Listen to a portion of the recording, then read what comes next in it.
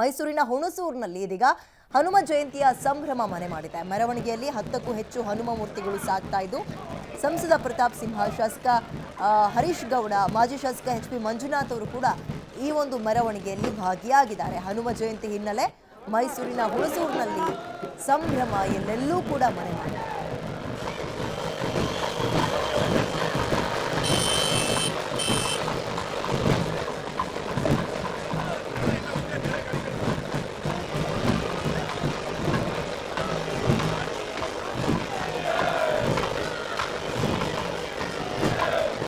ಮೈಸೂರಿನ ಹುಣಸೂರಿನ ಸದ್ಯದ ಸಂಭ್ರಮವನ್ನ, ಹನುಮ ಜಯಂತಿಯ ಸಂಭ್ರಮವನ್ನ ಗಮನಿಸ್ತಾ ಇದ್ದೀರಿ.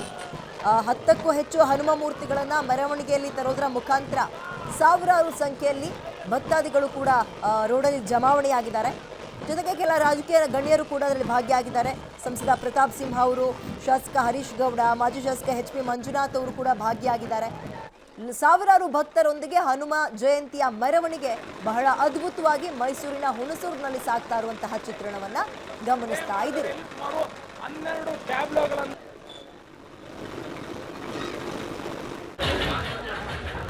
ಮೇಲೆ